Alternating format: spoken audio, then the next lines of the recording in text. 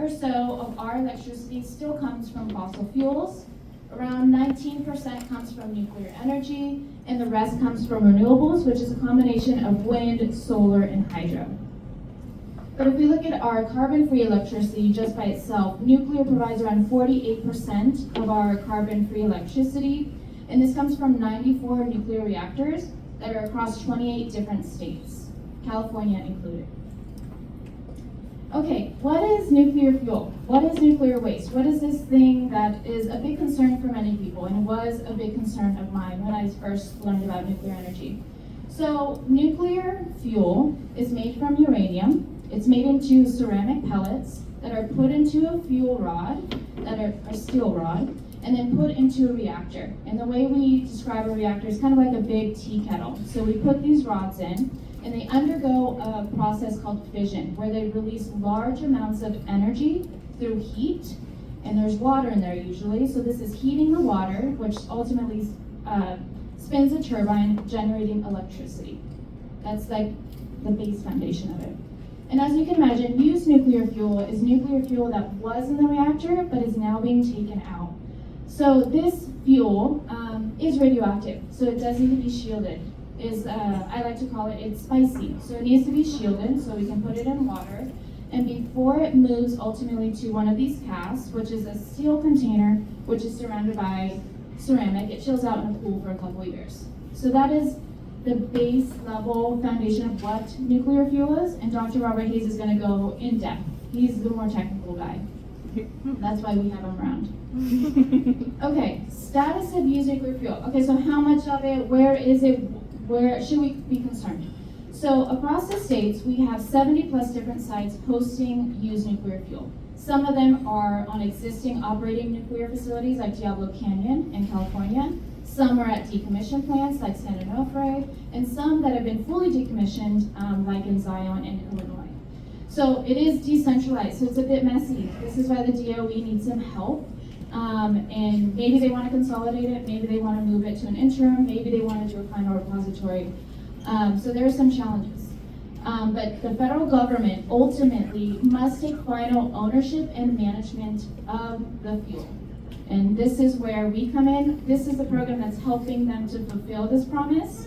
And as we know, we got to make sure our federal government upholds what they say they're going to do.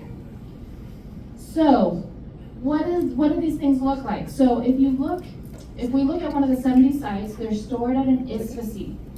This word is so long. So, it's an independent spent fuel storage installation. So, these babies are the fuel rods and steel cans surrounded by concrete. They can be stored vertically or horizontally, and they just sit on site. They are monitored 24/7. They are inspected every couple years, depending on the facility, on how soon, whether it's 3 or 5.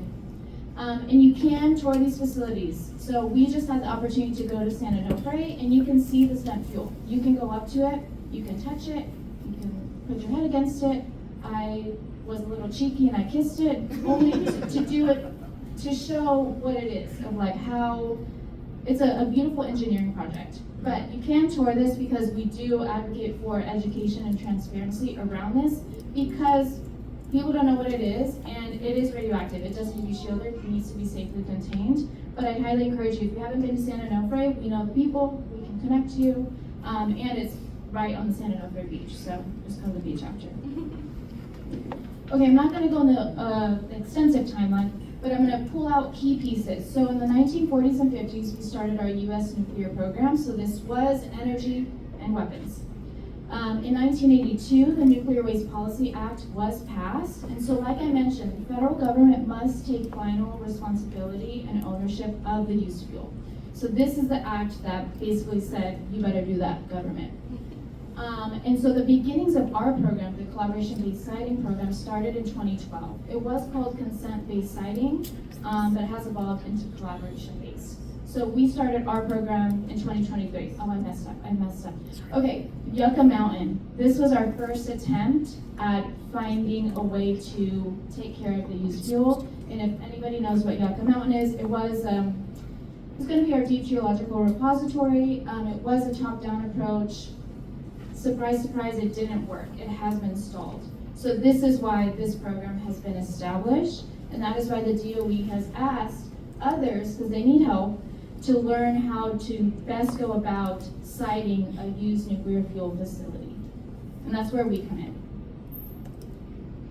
Okay, so what does this program hope to achieve? What we're hoping we can help the DOE do is to engage. That's why we invited you all, broad participation. We want to help develop this process where community needs are centered. And we would love to continue to help the DOE in the further establishment of this process, and then ultimately help build trust. We are, at the end of the day, Mothers for Nuclear, Native for Nuclear, our goal is to connect with people, build relationships, and talk about this technology. And that's how anything in life really gets done, is through the relationships that we build. And so we want to help the DOE how to do that. Okay, briefly, our roadmap. So we're in stage 1. So as I mentioned, it started in 2023. We're coming to the end. So it was a 2-year process. So this is where we were getting feedback, and now we're approaching the second stage. So some communities across the nation actually might want to host a used nuclear facility. That may not be the case here in San Diego, but others across the nation might be interested. So that's the second stage. The government's going to open it up and be like, okay, who wants to start talking about it? It doesn't mean that you're going to have to take it. There's not going to be final agreement, but we're going to start that conversation. Okay, so why San Diego? We just wanted a vacation. We wanted to come to the beach. No, San Diego, you guys have a history with nuclear. You do have the San Onofre nuclear plant, and there are mixed reviews and feelings around the plant. It was once operating, it is now in decommissioning, and now there's a coalition that is talking about helping the federal government fulfill its promise in whether that's consolidation or just taking ownership of it, because there are some that want it moved, and some don't believe it should be moved. So it's conflicting opinions, and that's why we came to San Diego, because we want to, I think you guys will provide a unique perspective, and especially California. We're the proclaimed climate and energy leader, so I think it's a different flavor that we're going to get from people in this room. And we want to make sure that all of this insight and feedback, like I mentioned, surveys, Q&A, and then the tabling sessions, we're going to collect it all. So we're going to record it, and we're sending that to the DOE and say, look, this is what we found works. This is what doesn't work. This is what we warn you not to do. And we're going to tell them. So you let us, please don't hold back your feedback. Okay, so introductions, I'm done. I'm going to hand it over to Scott from Native Nuclear. He's going to give you his presentation, and then you're going to have an opportunity for some Q&A. So I'll go ahead and pass it over to him.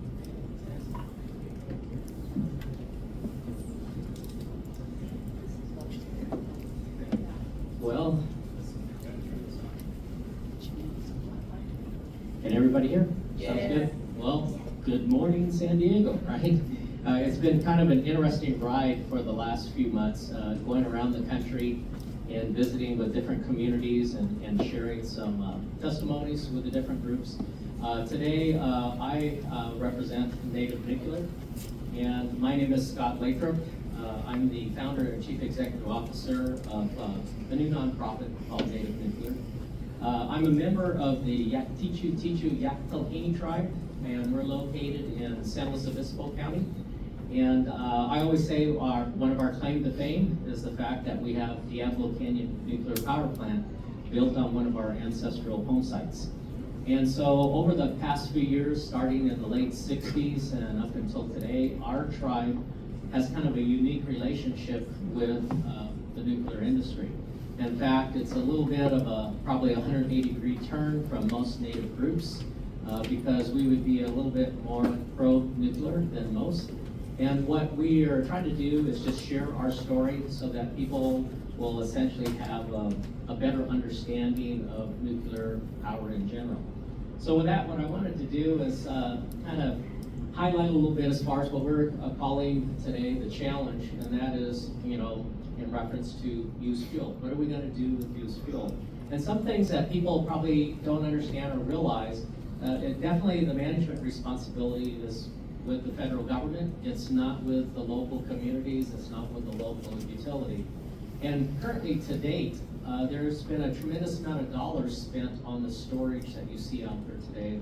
The sites that were highlighted earlier, they've been around for a few years, and believe it or not, that overall cost to the government is up to about $12 billion. And it runs approximately 700 $85 million a year, I say paying that rental fee. And so there is some economic incentives to try to consolidate. And so you can see one of the reasons why the federal government would like to improve on that. Again, it was mentioned there's about 70 plus, ideally probably trying to get it down to something smaller than that, maybe 8 to 10.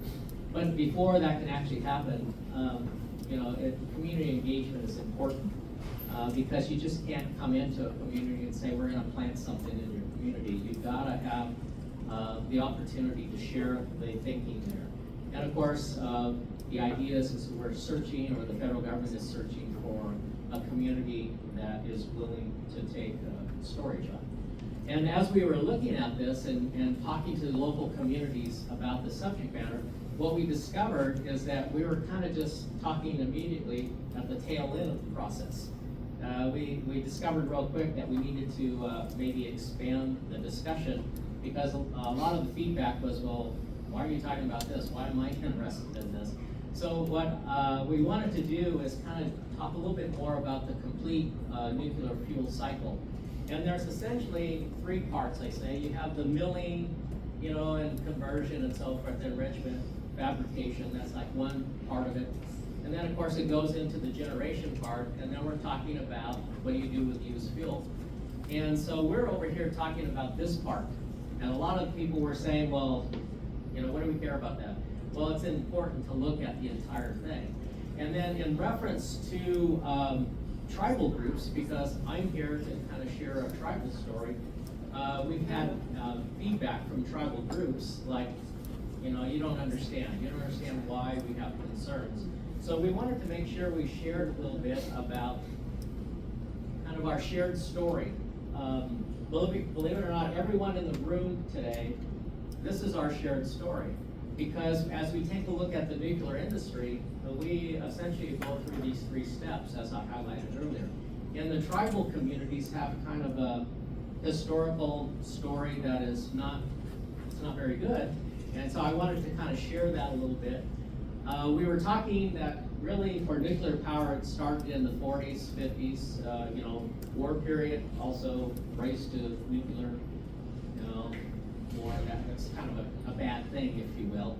Well, essentially on Navajo land, and like other places of the country, there was a lot of mining happening. But the mining took place not in a very good way. And these are the things that happened on Navajo land. 48 kind of began, it had a set price for uranium, meant that there was kind of guaranteed return, so people rushed, the industry rushed to kind of develop that. And of course, the interior established leases, which maybe didn't have a lot of communication with the local groups. And then of course it ended in 67, kind of leaving the community, I want to say kind of high and dry, right? Well, what's the results? Initially, it sounded pretty good because like most communities, economic development is important. Looking at possibly jobs, but actually the jobs were a little bit short term. They did not last. It was kind of a shot in the arm, if you will. But what was actually something that was worse was the fact that environmental impacts. Today, there's still over 500 legacy uranium mines that are still need to be cleaned up on Navajo land. And that creates a real problem. I mean, think about if you had a problem in your backyard and people did not follow through on their agreements, you probably wouldn't be real excited to hear about any other great plans from that same entity. But then it did not get better. To even today, we have issues relating to radiation exposure. There's a calculation around 5,000 lives were lost on tribal people due to the mining operation. Yes, they came back and discovered they needed to do some kind of compensation. You have the Radiation Exposure Compensation Act, but the government really hasn't done a real good job of that as it relates to tribal people. So if you're a tribal member and you have somebody like myself coming out saying, hey, we have something we want to share with you, you can see there's a tremendous wall right away. It's like, yes, I'm the government, or I'm representing the government, I'm here to serve you. It's like, well, I don't know about that. So you can see that it's kind of a tough issue. That kind of spills over a little bit in the general communities because there's a lot of misinformation. And so that's another purpose that we're meeting and greeting today, is to try to bring that information forward. Just lessons learned from that. Trusted relations. If we're gonna do anything, we gotta build relations. You gotta build trusted relations. Community engagement is very important, what we learned out of that. And then, of course, education of risk and benefit. Everything we do in life, there's a risk and there's a benefit. And so that needs to be totally understood if we're going to do anything exciting in the way of a project. Community approval of the project. You got to have that community support. If you don't, you wind up with another yucca mountain.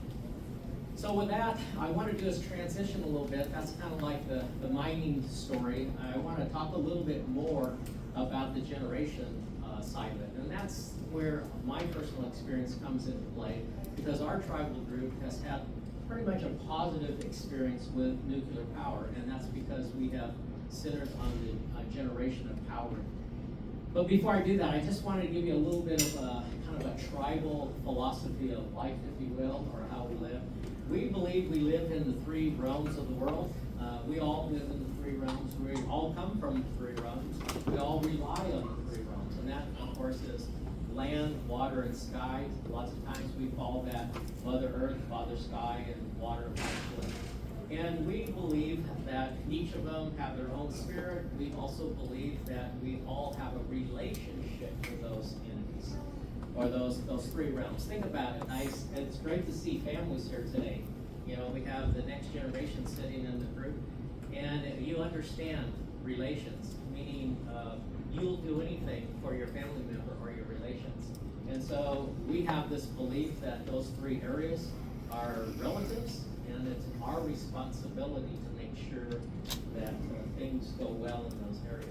We also have a sense of origin. In other words, we come from a certain place. We have a belief that it's a creator-given resource or responsibility of where we live.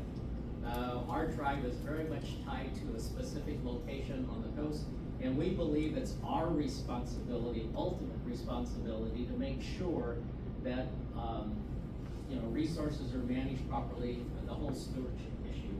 One thing that we wanted to point out, kind of like summing it up when we talk about generation of power or dealing with natural resources, we have a belief that you're supposed to take very little from those resources, maximize the use, and then return very little to the and returning very little is sort of like what we're talking about today, and that's that used fuel. What are we going to do with it?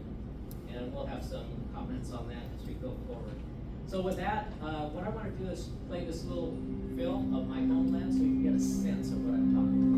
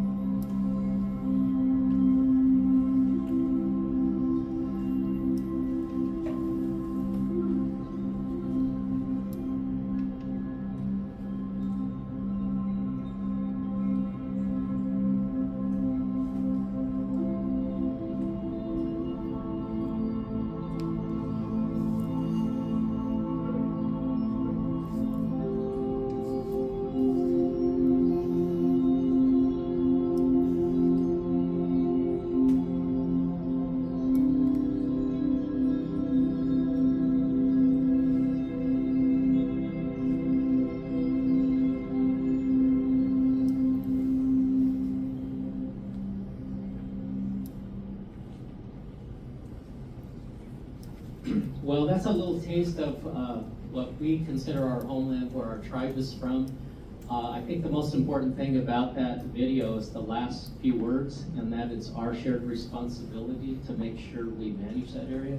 Also, you might have noticed in the flyover, Diablo Canyon, sitting in that beautiful location. Just to give you a quick little information there, it sits on 12,000 pristine coastland, and it also controls about 14 miles of pristine coastline. And early on, when the plant was actually built, it probably was not a real good or or exciting thing for tribal groups. But today, Mother Nature has kind of adopted that location. If you went there today, it's beautiful, and we would love, as far as we're concerned, to keep it that way. And we also believe with that very small footprint, we produce a lot of power there, which I think is really great for the larger community. So just to give you a little idea about power generation and land stewardship, this is a big selling point for our tribe. And that when you take a look at the different generation sources and the amount of land use, or in other words, the impact on Mother Earth, you'll find that nuclear is by far the best. And you can see how actually that plant is really protecting that environment in that area. So that just gives you a little bit of example why we're kind of excited about that. Just giving you a little bit of my own personal experience. Over on 1981, believe it or not, I was a young pup then. We actually had an opportunity to be out at the site, and literally I got to see the domes being constructed. That was my first experience with nuclear, and once I saw the construction there, the size of the rebar, the thickness of the concrete, I went away not having any concern about nuclear power. In fact, I went away thinking, this is a lot of overkill here. But, I went on with my life. And really, coming back around with nuclear, it happened again in 2018. At that time, as a tribal member, I was elected, you might say, to the Diablo Canyon's decommissioning panel. And of course, the concern there was, the plant's gonna be shut down. What's going to happen with the land, what's going to happen economic-wise, and so forth. And so this document, you can actually Google it. It's about a 115-page document. It gives you the perspectives and also the vision of the community as what they would like to see happen with that land and buildings and so forth if it was going to be decommissioned. I have to point out that when I was sitting on this panel, I thought this was not a very wise idea to take this beautiful plant that had still many years of life in it and just tear it down. It didn't make a lot of sense. In fact, when we were touring yesterday's songs, it kind of gave kind of a bad feeling to see kind of a waste there. And it's kind of was disturbing because kind of the Western thinking is, we just build it, use it, throw it away. Build it, use it, throw it away. And it doesn't ring true with, take little, maximize, and, it just doesn't ring true for me. And so, but it seemed at that time it was down the path that was going to be torn down. But we were glad to see that it went around a different way. What this meant to the community, believe it or not, that plant pumps about $1.4 billion into the local and larger community. That's a big ticket. And then the studies show that if the plant was kind of removed, sort of like songs, the economic benefit went down to $15 million. Now, that was a big problem for the local community, and so that was something that had to be dealt with. You're looking at the nuclear energy versus jobs. In our community, if you're familiar with San Luis Obispo, a lovely place to live, expensive place to live. So these, I'm going to say, head of household jobs at those salary rates are very important for our community. We're pleased that the plant's going forward. Again, just kind of recapping some of the information we talked earlier about the number of canisters. There's about 3,800 canisters throughout the nation. And the annual cost for the government is right around, $783, somewhere in that neighborhood. Of course, a large ticket and only getting larger. And I think, personally, this is the biggest driver to try to do some consolidation of the systems or the areas that we have now. I know different communities like Songs have a strong desire for canisters to go out of the community, and that's their decision and their choice. In fact, in our vision document, Diablo Canyon, it has a similar statement that the canister should be removed off the land as soon as possible. Moving forward a little bit, what's next? You can see that the Yucca Mountain process, as mentioned, was top down and essentially was a failure and a large cost to taxpayers, around $15 million so far, $1 billion so far to date. And that was simply because of lack in my opinion, of the community engagement and understanding. Where are we going? We're searching for a willing community to maybe take on some of the canisters in their local area. And of course, that can only happen from a bottom up. You have to have a willing community to do that. Then as we talk next, we have this collaboration-based siting today. You know, it's a shared responsibility again for that. It's not somebody else's responsibility. We have, whether you're pro-nuclear or anti-nuclear, we have canisters out there that need to be managed, and we should be managing them in a cost-effective way. And so it's all our problem that we need to deal with. Looking for a future location, there is economic benefit associated with storage that should be considered. And then, of course, there's also community collaboration with, what's interesting, I see, is community benefits. I don't know if you're aware of community benefits, but that's an opportunity too that could happen with different communities that would have an interest. And then what's on the horizon is essentially expression of interest of the community, and we'll talk a little bit about that. Going forward, what's on the horizon, as was mentioned, step one, we're into the collaboration-based siting. That's what we're doing right now. What's right on the horizon is the expression of interest, they call that, the EOI. And that's where the government will be actually offering up funding to communities to do feasibility studies and searches and so forth to see if they want to progress. Down the road, there will be community sites selections, like a little competition, if you will. And then they will also work on community benefits, which is over and above any kind of economic development that would happen with just building facilities. And then, of course, down the road would be contracts for that. So that kind of gives you a quick overview of what's happening there. It gives you a little bit of our experience as Native people. But I'd like to just leave you with this word. We will be known forever by our tracks that we leave. And so it's an issue that we need to do the right thing as we go forward. So with that, that ends my presentation, and I think we have a time for some questions. So shoot them out.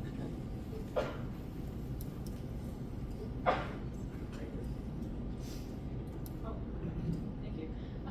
So I was wondering, you know, this doing a repository and everything is great, but why don't we move legislation forward to reuse the fuel? Because we're one of the countries that doesn't allow that. That was just based on, I can't remember what the president did it, but basically he was like, we don't want to do that. People don't think it's safe.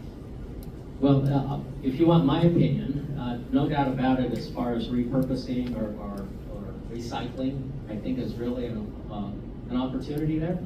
It seems like in the United States, it's always driven around economics, whether or not it's economic feasible to do that.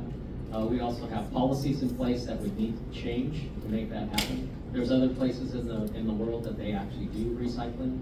Now, from a Native standpoint, I think that's great, because there's numbers out there that when you take a look at the fuel that is in those canisters, there's still a capacity of like 95%. And again, back to that little, take little, maximize, and return little. It makes a lot of sense to a Native person that probably we should be heading down that track. And so I have a lot of confidence in the next generation of innovators to make sure that we can do that. I would be a strong supporter.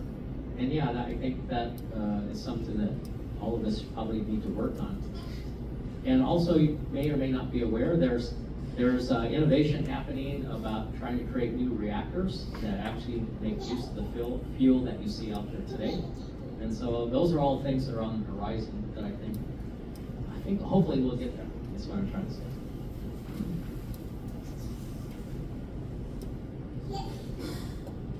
Well, at first I wasn't interested, but I do have a question. How do the other countries compare when they recycle? If, let's say, we don't recycle and they do, how does they compare? Or what's the benefits and content? Well, I would say that they benefit from the fact that they don't cause additional mining. One of the things that I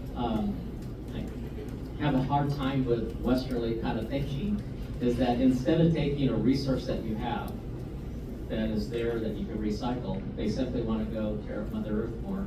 And I can see that, I see that as more like low-hanging fruit. And so I would say that the great benefit of people that are recycling, they don't have to impact Mother Earth anymore. And that, I think that's important. I would also say that if you're dealing with having to buy your fuel from another country, if you're trying to deal with it on your own, you have a little more security there. So I think there's benefits in this way. Hello. I'm part native too, so I think it's like, honestly, two things. A, there's hardly any native representation at like most of the places that I am. I'm a student, I'm in community college. There's a lot of like land acknowledgements, but there's not really a lot of like community that's really on my campus for sure, but I haven't seen. I've seen some at DCR, which is cool, but also there's not a lot of nuclear scientists specifically that are around me, and the ones that are really cool. So super awesome to learn about this organization and the work that y'all are all doing. I also work with local government. I came from Riverside, so I'm over there in the Riverside community, and from what I can see, they're usually pretty like forward when it comes to trying new things, or trying to do things a little differently there as far as business and whatnot. So I mean, I would be super interested to sit down with some of our assembly members, or even the board of trustees at my college, because I'm the student trustee, so I speak for students here too. I think it would be awesome to like start talking about this and start talking about maybe we should be thinking about taking some of the nuclear waste, because it would be good for the community. So I'm kind of curious about how, because this is the first phase of this plan,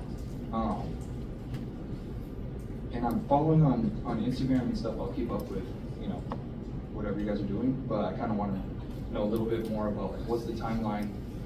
What can I do as somebody with my position to start talking about this in those spaces too, and start bringing more awareness to these opportunities? I've never even thought about there was an opportunity to, just hold nuclear waste, and that could be like an economic benefit to us, the community. I never thought about that, so I would like to talk about it, but also timeline. I appreciate you bringing that up, because like I said earlier, life is all about risk benefit, and we're always doing that analysis in everything that we do. And there is actually a tremendous amount of benefit for a community or individual who want to zero in. In fact, I want you to speak to Sammy, my assistant, because I need your name. As a Native person, what we're trying to do is engage a lot of Native people. And if you're talking about community, whether it's tribal community or your local community, I agree with you 100%. We need to talk, so afterwards, for sure.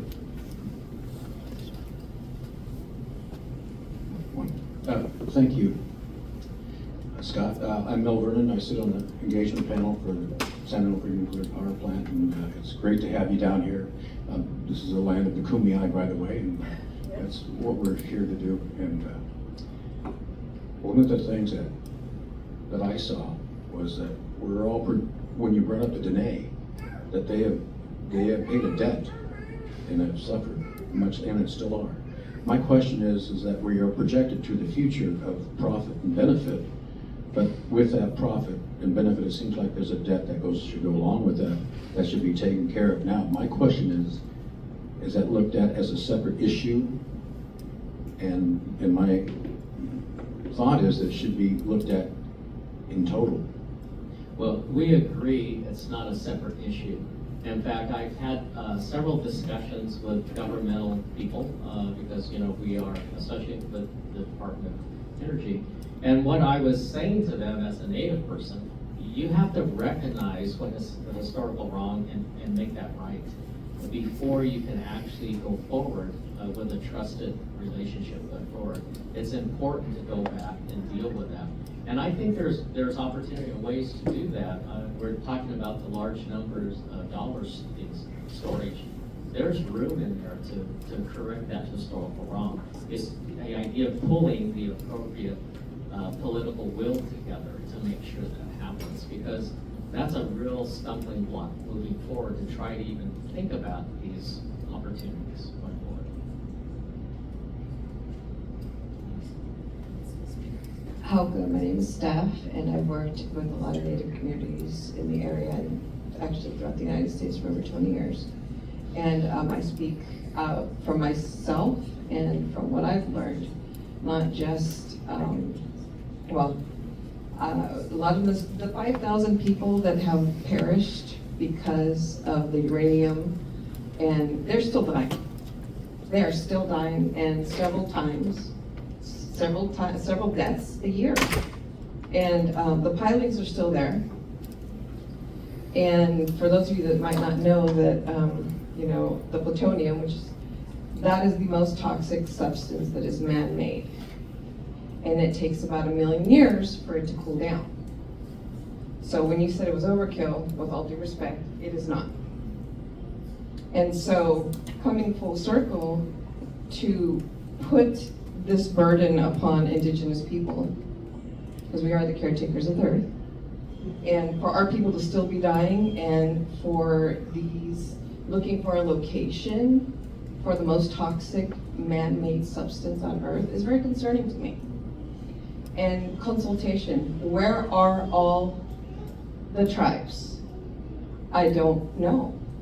But they need to be brought to the table, and there needs to be complete transparency. Agree with you 100%. Okay.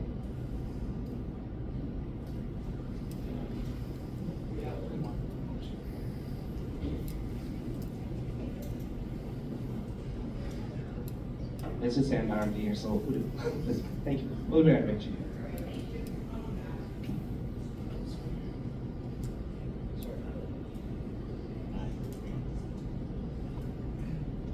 Thank you. My name is Albert. I got interested in this seminar because I saw it online. But basically I had some few questions, though I came in late. I had a story, sometimes I go on social media and I see some stories. So there was a story I saw somewhere, I won't say the country, but it's saying that they try to bury nuclear waste underground, and with time, that the nuclear waste, I think it leaked in the ground and it caused pollution to the underground water. So the people in the area started getting affected. So my question is, how can we try to safeguard that?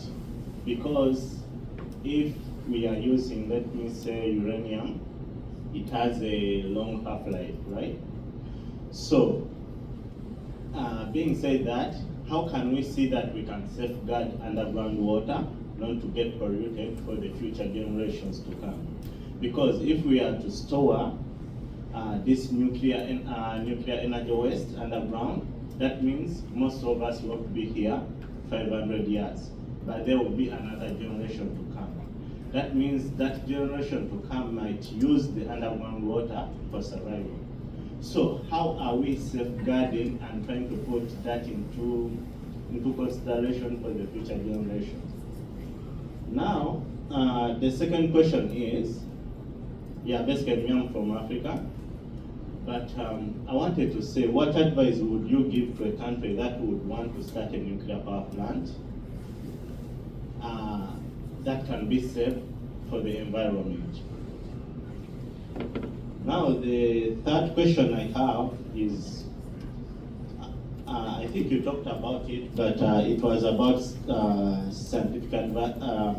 what scientific advancement we have we established in the nuclear science to see that there is proper reuse of the nuclear waste. so that we do not, because I believe that if as a country that you are to use nuclear waste, you have to buy those nuclear waste for a long time. But now, what scientific advancements are we doing to see that we can use that, reuse that nuclear waste? And more so also, how can we, I would say, how can we decontaminate the waste so that we can send it to environment when it's safe? Now, there is another curiosity that I saw on online. It's about the Japanese nuclear container. I don't know if you have heard about it. I saw it online. I don't know if it's true, but it said that Japan developed a small nuclear container that can power a whole town, and I was interested in it. I have a picture of it. I saw it on Instagram. I think you heard about it, right? Yeah. Well, first of all, let me kind of back up. So I'm losing a little bit track of the questions, and so let me just talk a little bit about the generational kind of thing. First of all, I'm not a nuclear scientist, so I'm sure there's a lot of information that you can get from others. But I'll just give you a thought about the issue of what about the future? What about the future generations with the nuclear waste? Or I don't like calling it nuclear waste. I like to call it used fuel. And no doubt about it, I believe that there's opportunity to do a better job of managing that overall waste.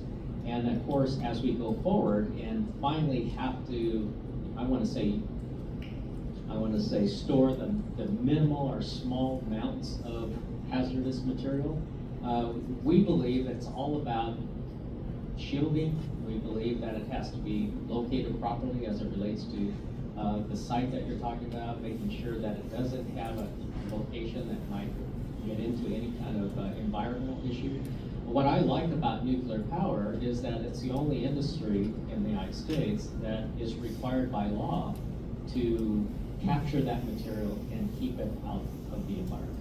Now, some of the things that I think you're addressed as far as leakage into water and so forth, I believe it's probably a little bit different type of waste. And of course, I know that in the past, there are certain areas that they haven't done a good job of that. And so I believe going forward, there's tremendous innovation that can take place. Personally, I don't want to see any used fuel today be buried, because I believe there's still a lot of use, and it's important to investigate the ways of that recycling, and that will help reduce that overall waste that has to be dealt with. And so, that's kind of my answer in reference to the whole generational issue. Now, you brought up at the end there a little bit about the smaller reactors. Definitely, the innovation is out there. There's a lot of work being taking place to try to scale down the nuclear reactors.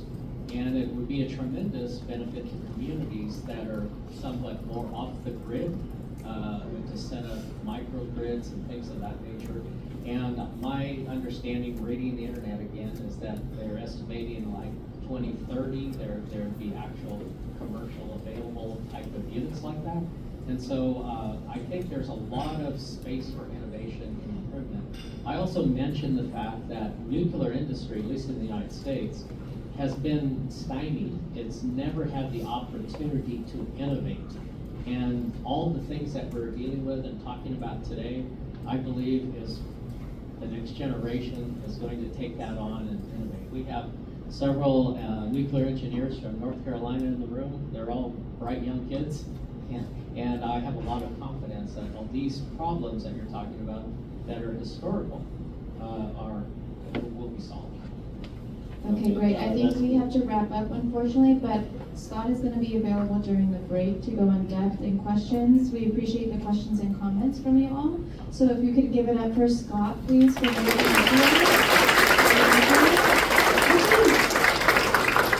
all right, so we have one more presentation before we go into our break. So I'm going to introduce the Mothers for Nuclear team. They could come up. We have some mics for you guys.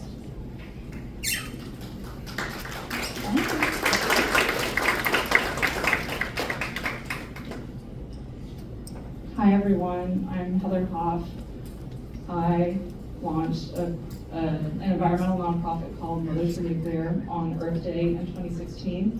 Our mission is building a global community of support for clean energy.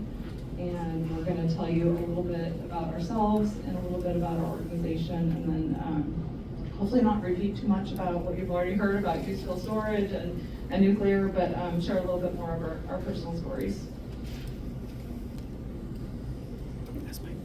So I grew up in rural Arizona in an area without many resources. We had a water well that didn't produce much. I had a wood burning stove for heat in the winter, no air conditioning. Very like living off the land and environmentalist way of life. And I thought I was gonna help save the world by encouraging other people to use less and conserve and be efficient. And I gradually became frustrated with that philosophy when I couldn't convince other people to do that. It's a little bit of a hard life, you know, not having energy, not having resources. And so when I went to college, I got a degree in engineering, thinking maybe that would kind of enable me to help solve some of the problems that I care about. And happened upon a job at a nuclear power plant, that's me, just up the coast from Diablo Canyon. And I was pretty skeptical. I took a lot of years of asking questions working at the plant before I kind of got comfortable with a lot of things that I thought I knew and was nervous about. There's a lot of information out there about nuclear that made me not want to work at Diablo Canyon. And eventually, after about 6 years of kind of relentless questioning, I was like, oh, nuclear's kind of amazing. And I realized that it supported a lot of my environmental and humanitarian values. So a little bit about Mothers for Nuclear. We are mothers, women, nature lovers, and believers in a clean and just future.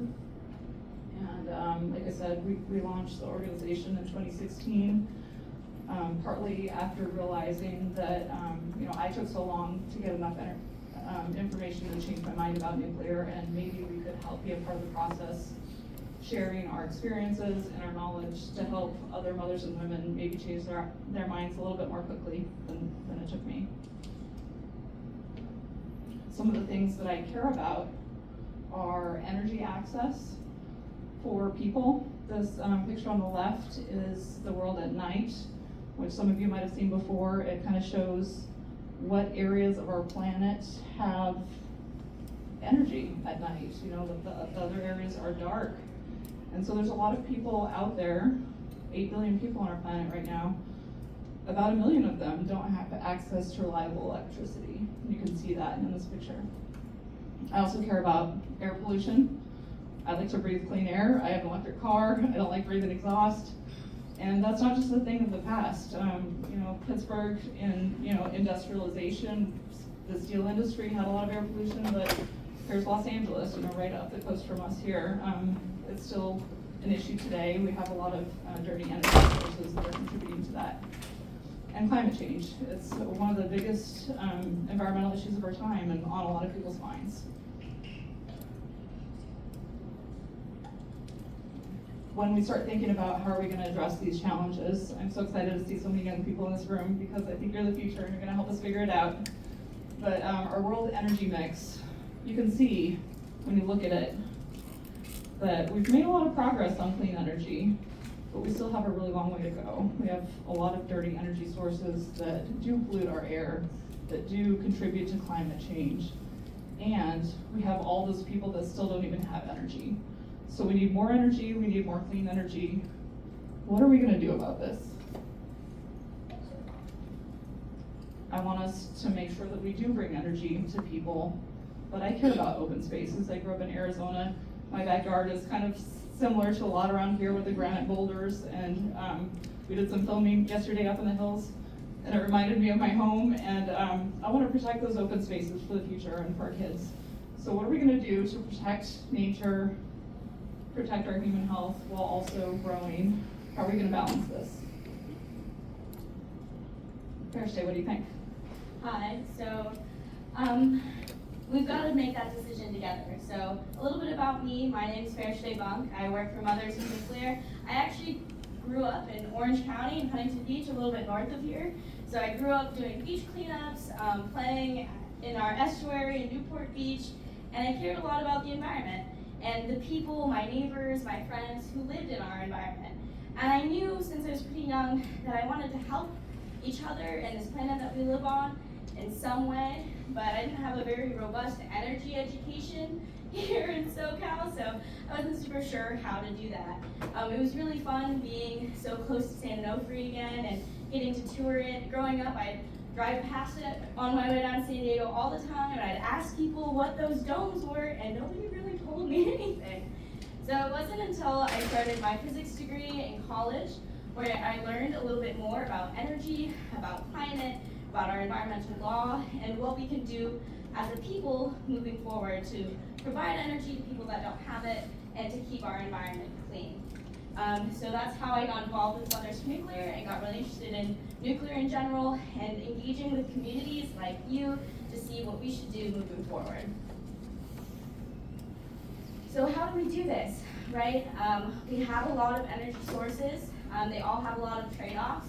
Some of those attributes in green under each of these options are things that we're excited about. Things like low carbon, reliable energy, it being cheap. And then there's a lot of trade-offs. We've talked a lot about pollution and climate change, but there's things like expenses and land footprint, and it's gonna look different for every person. Every individual person, every community, every state's gonna have to decide what their energy mix should look like for their community, what trade-offs they're willing to make. So us, why did we choose nuclear? Heather talked a lot about environmentalism and energy justice. So we care about people and the planet, and after many years for all of us, we learned that nuclear satisfies those ideals for us personally. It has a super small land footprint because of its super energy dense fuel. It's really well contained, like Scott said earlier. We're the only energy industry that's responsible 100% for its waste that it's putting out into the environment, and that's huge. We produce so much waste as a society, so it's really great that we take full responsibility for managing it, and that's part of what we're doing here today. So in this picture, we have Diablo Canyon Nuclear Power Plant, which you've heard a little bit about so far. It produces 10% of California's electricity currently, and it's that fact and Diablo itself that influenced Dr. Clay here a little bit to be more interested in nuclear. Yes, hi everyone. There we go. Hi everyone. My name is Jennifer Clay. I am a professor and chair of the physics department at Cal Poly San Luis Obispo, just up the coast. I was born and raised in California, so I'm a California girl through and through. And I'm raising my family on the Central Coast. I got interested in nuclear science a little bit by accident. I started off as an undergraduate studying the origins of the universe. I got a degree in astrophysics and ended up studying nuclear physics for my PhD, but studying nuclear collisions and, again, the history of the universe shortly after the Big Bang. I was studying nuclear physics for my career for 20 years before I actually kind of started to think about nuclear energy and what its benefits to society are. And it was because I met Heather through our children. We have daughters who are the same age. That I started learning about Diablo Canyon and questioning my understanding and the history of what I thought I knew about nuclear energy. And so now, since becoming a member of Mothers for Nuclear in 2016 and joining the board, I'm here to support and share the mission to understand better and to listen to people's stories about what they think and help all of us better understand this technology. As Heather mentioned, Mothers for Nuclear was started in 2016, and it was important to start this organization of mothers because all of us came to our position on nuclear energy after a lot of questioning and having uncertainty and concerns about the technology.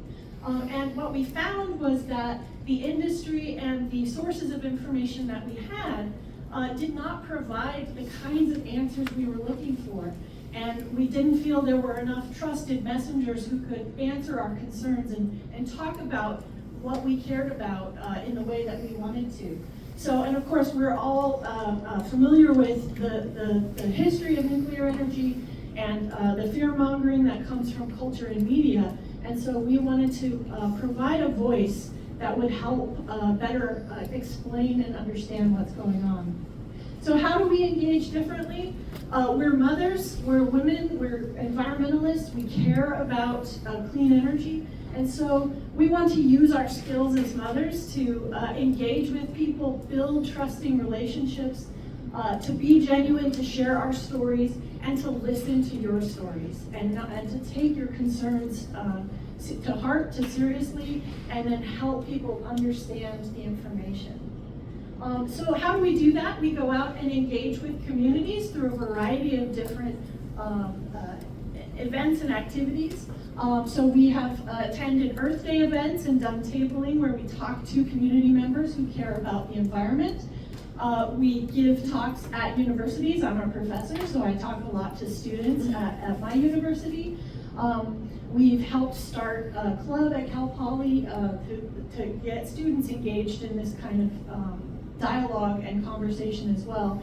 But as you can see there, we also talk to our legislators, and we listen, and we want to hear from communities about what they care about so that we can help bring the conversation around and make sure that everyone's voice is heard on this issue. Why are we working on collaboration-based siting? So probably you're all familiar with these pictures from The Simpsons. That cartoon has been around for 36 years, and it's where a lot of people get their awareness of nuclear energy, nuclear waste, right? These classic iconic images of Homer Simpson and the evil corporate executives hiding the waste in trees and trying to produce toxic waste dumps around the corner.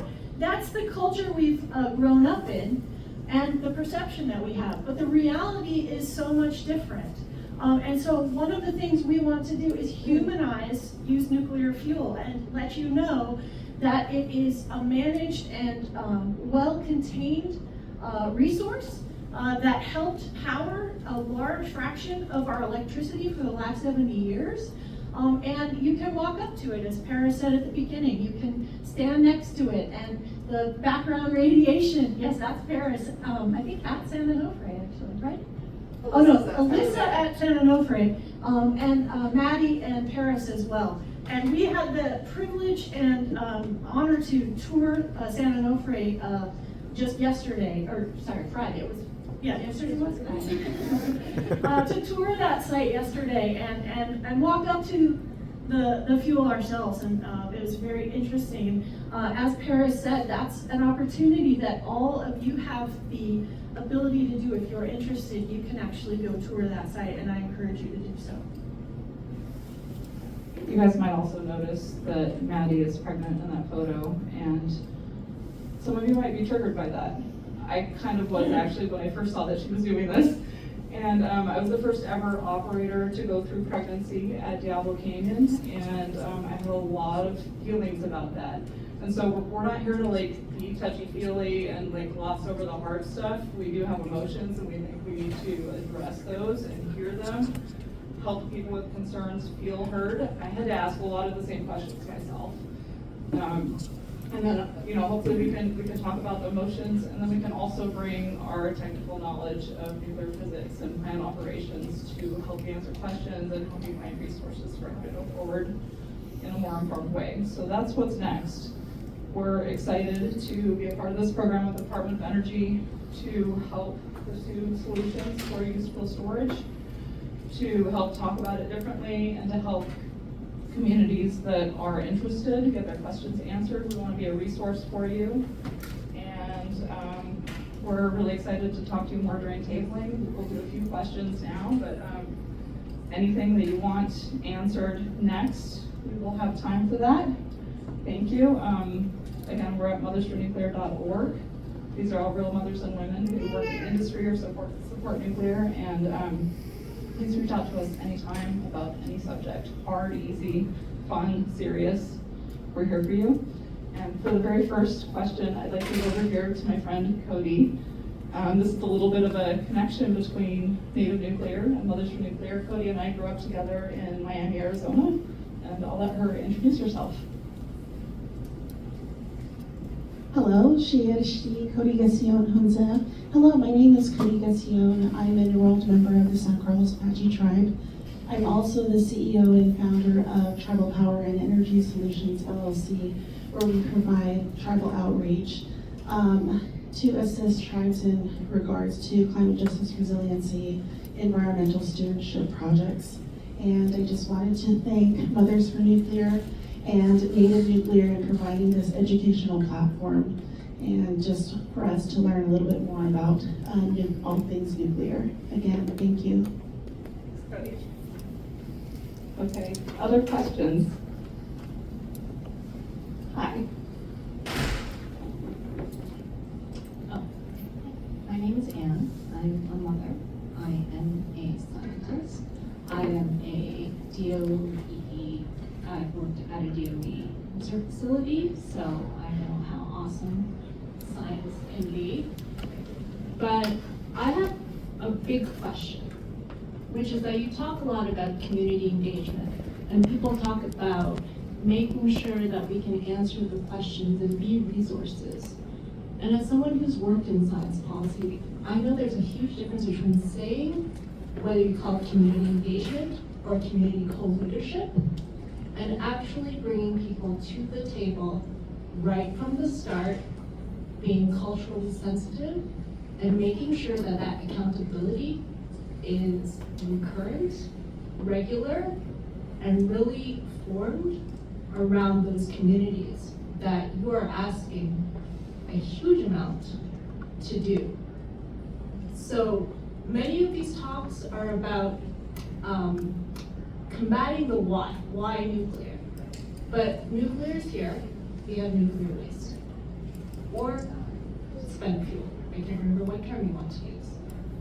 So the question is, how are you going to keep listening to those stories, keep telling those stories, and not to also spread confusing information? Because when you throw a graph, as someone as a trained scientist, I can see and start to question what that graph means.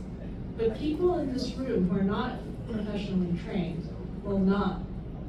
So where do you find that equitable process?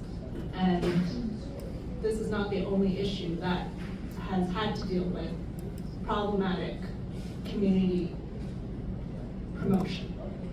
Thank you so much for that comment and question, and I think that's exactly what we're here to try and do. Please let us know how we're doing. Jennifer, do you want to take anything on that? Yeah, I just want to say, like, this consortium that we're a part of to try to build these relationships and help the DOE understand how to do what you said better, it's all part of that. So we're in the process of learning from people, hearing the feedback in order to make sure that they are responsive and it's a co-leadership and engaged throughout the process and beyond for all of this. So I agree, I appreciate your perspective on that, and I think that's really important and something we're here to try and do. Yeah, we specifically want to help try and bridge that gap between the technical and maybe the people that aren't as technical. And yeah, we have lots of thoughts about how to do that, and that's kind of our experiment today. Who else has questions? Anyone?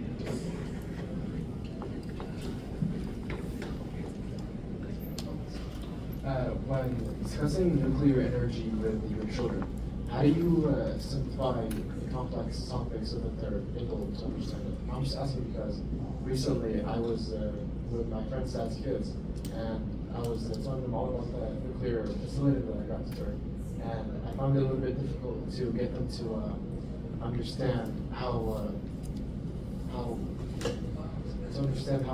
safe nuclear energy is, because they've seen some movies where nuclear energy is depicted as very scary. So I kind of had a hard time trying to comfort them about it. Yeah, so I hear what you're saying. Also, as an educator, when I talk to students, if they have not been aware of the technical details, like you have to start from what they know and build off of their understanding.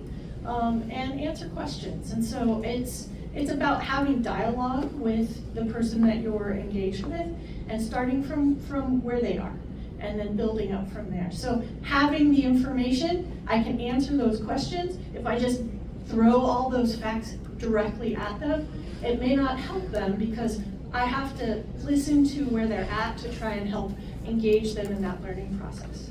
And as you're asking the question, I was eyeballing the children in the room and kind of looking and thinking about my daughter. She's 16 now. She doesn't want anything to do with me generally, but when she was littler, actually the first time I was speaking in public about nuclear, I mentioned her and she ran from the back of the room up to jump into my arms as I was at the podium speaking. And so I think just for young children to see people that do work in nuclear energy that are normal-ish, talking about why it's important. It's good to be a really good role model and that we need more people speaking out publicly about it. It's been another challenge in our industry where corporations have maybe a conservative kind of messaging, or they don't really want their employees to speak out and say certain things because they might get in trouble or they might generate some attention that's not ideal for the company. And I think that whole philosophy needs to shift. And it is, and a lot more people who work in nuclear are speaking out in favor of it and sharing information on social media, and I think it's a really great way to just show people, not tell them. We want to show them what we do. Well, I'll add to, my daughter's in high school now. When she was in middle school, she had a lesson in environmental science in one of her science classes, and the teacher asked what are forms of clean energy. And nuclear was not listed or included in the acceptable answers. And she raised her hand because, she's my daughter, and she said, what about nuclear energy? And the teacher said, well, that's not one of them because it's not in this textbook. And so, she felt like, ooh, a little, trepidation about challenging her teacher on that. But we had a good conversation about, let's change the conversation. That's important for you to have stood up for what you know, and to talk to your teacher about what you're familiar with, what you're aware of, and so that's something where we also need to help change the curriculum that we're teaching to students to make sure they're aware of all of these sources of energy. I think we might have time for one more, or we'll move on to. Okay, here we go. Hello, my name is Justine. So I know you guys said you guys started in 2016. So I did want to know, what have you guys accomplished in the 10 years that you guys have been doing this? What is your guys' ultimate goal throughout this journey that you guys are embarking on? And then also, I understand you guys having excitement and encouragement for nuclear, but also taking into account the things that could go wrong, and also how are you guys keeping your information updated? What are your guys' procedures for that? And yeah, I think that's all I have for right now. So first question was, remind me again. What we've done so far. Okay, so much stuff. We have chapters around the country and around the world. It's really exciting. We worked on the campaign to help save Diablo Canyon, to extend our license, and right now we are relicensing and running for 5 more years. And generally, we want to enable other mothers and women. I like to say all mothers support nuclear energy. They maybe just don't know it yet. So we try and share why mothers should support nuclear, why we support nuclear, how we changed our minds, if we changed our minds, and just kind of spread that message in a more global format so that we can help preserve existing nuclear plants, preserve our clean energy sources that are already built, and build more for the future.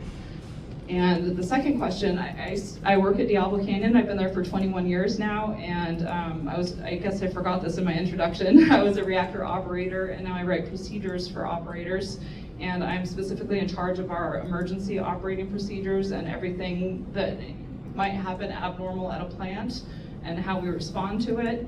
and all the accidents at Fukushima, Chernobyl. Like, we can talk about all those things when we get into our tabling. We study those in detail. We practice how to not ever do any of those bad things again, and I'd love to chat with you in more detail about that.